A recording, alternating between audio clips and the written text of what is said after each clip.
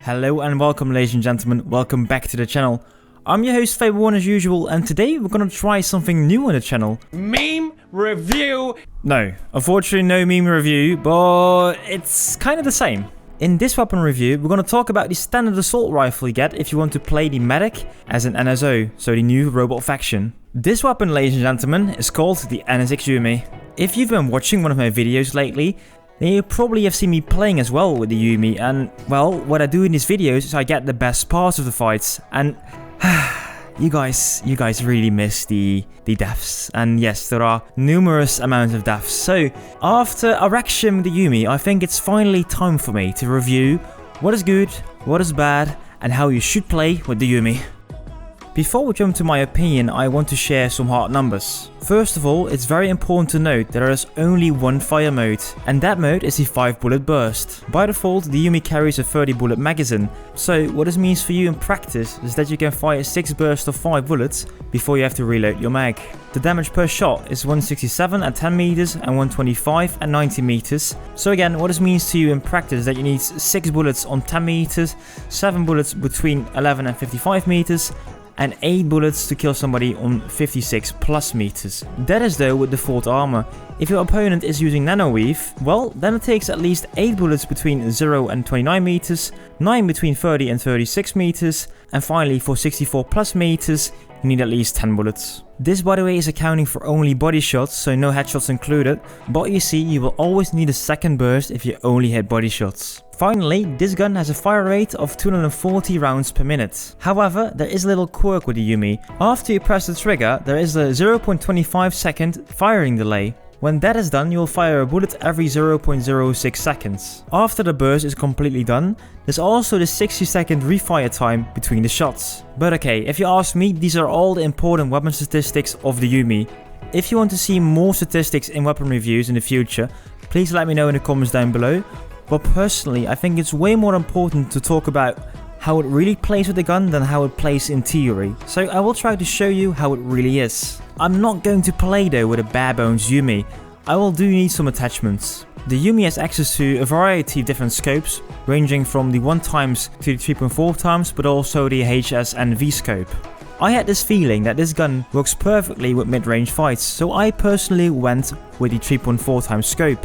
However, this is really personal, so try it out for yourself when you use this gun. After the scope, I went to the barrel, and well, you can both use the flash suppressor as well as the compensator, and if you really want to be stealthy, well then maybe the flash suppressor could work really well, especially in long range fights. However, I mainly opted to play with the compensator because the compensator itself increased my range accuracy and it felt easier to make headshots, so in the end for me it was a clear choice. The ammo type I chose also fitted my playstyle because yes, like I mentioned before, I like to play medium range with this gun, so I choose to play with the high velocity ammo. The benefit of the HVA ammo is that after 35 meters, you could get up to 6.4% more damage, so yeah, for me as a long range player that seems fine.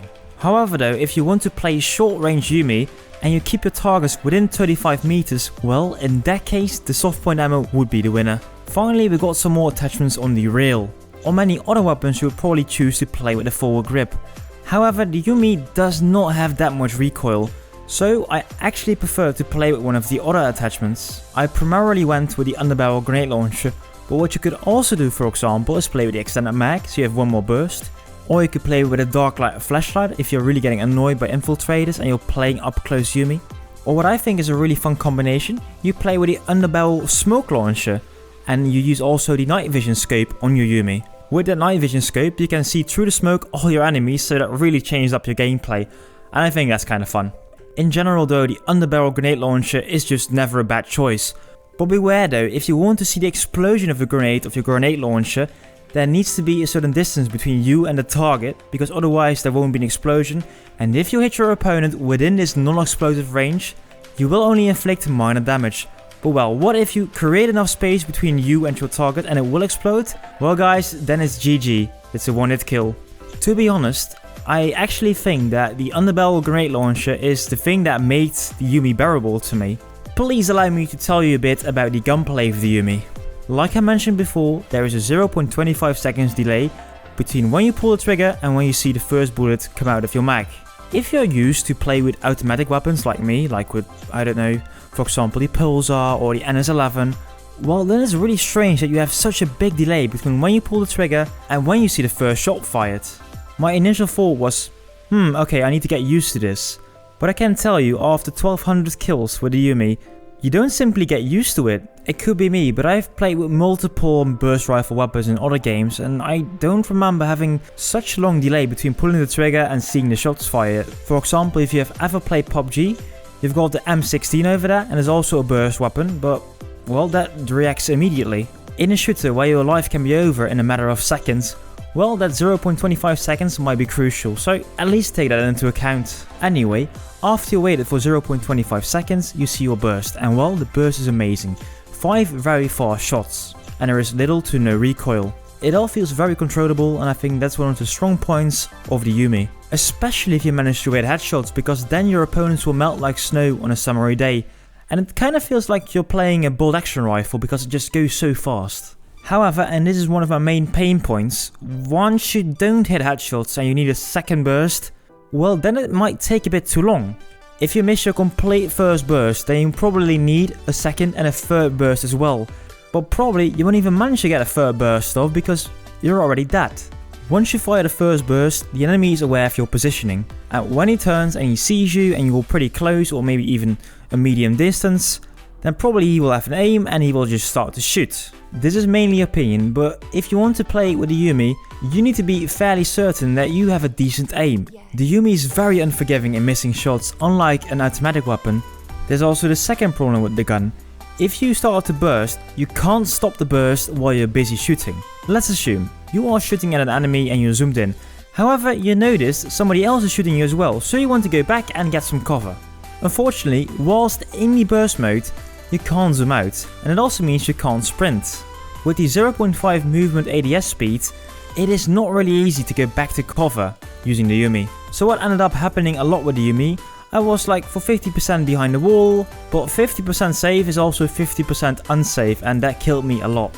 My advice to you, when you know you're bursting, don't try to run away, just keep shooting and hope for the best, hope you kill your enemy, and just aim for the head in this case. Personally, I really think it's annoying you can't stop the burst by, for example, switching to another weapon. However, it's also very useful. If you're playing up close with the Yumi, the combination of one burst and a knife is very viable. If you hit it at least 4 out of the 5 shots of the Yumi, you can just quick knife your enemy to finish him off. What is especially beautiful about this combination is that the Yumi, like I said before, won't stop its burst. However, you can burst and also quick knife at the same time. My gameplay advice number 2 then is, if you are up and close with an enemy, don't try to back off and just go toward him, try to hip fire once and then finish him off with one quick knife. What I noticed myself during a similar practical situation, for example, if I randomly encountered an enemy on a staircase, well, I often try to go away, run away, but on such a close distance that doesn't work, and if you try to fire twice with a burst, that is just way too slow with the Yumi. So in a similar situation, just go on the offensive and use a quick knife burst combo and, well, hope for the best. I personally felt most comfortable with the Yumi on quite long ranges. Winning 1v1s, especially against heavies, was not in the cards most of the times. Unfortunately though, that really hurt at my KPM, my kills per minute. My main goal of using the Yumi was to erect it as quick as possible to unlock an exclusive NSO directive weapon, the Kuwa. I ended up having a 0.6 KPM with the Yumi, which is way under my average, and it just took ages to erect this gun. I ended up liking my NS Pilot a lot more than the Yumi, so I was kinda disappointed. This is though the free gun you start with if you play as a medic on the NSO faction. If you ask me, it's a pretty strange choice. However, some people say that the NSO is really made for more experienced players. So if you want to experience something special, well, in that case, you're fine with the NSX Yumi. But in any other case, if you are really doubting to buy a certain gun because the NSX Yumi is available to every faction, well, don't get it. The NSX Yumi alone will cost you around 1000 certs, but you also want to get the attachments, of course. All in all, I think it's pretty expensive and there are better alternatives available. Also, don't expect a buff coming anytime soon. The last time they had a hotfix for this gun was back in 2017, so I don't think they want to change much about this gun anymore. If the devs were to change anything about the Yumi, I would start to look with the 0.25 trigger delay at the beginning, and then maybe balance it out with something else, with maybe less damage or something like that. Or, and this would be a pretty big change, add a 6 bullet to the burst. If you would add a 6 bullet burst, in theory, you would be able to body shot somebody with default armor from very close. I personally think that this would make the 1v1 encounters using a Yumi a bit more fair, but it's up to debate of course. Don't get this gun, and if you have the gun as an NSO and you want to try it out, well, be prepared to have some cheeky duffs. And also, if you desperately want to try it out, if you do not play NSO but if you play NC, TR or VS, first try it out for 30 minutes, use the tryout button and see if it fits your gameplay style. Because in the end, many people may suck with the gun, but in theory, you can get amazing kill streaks, so just try it out.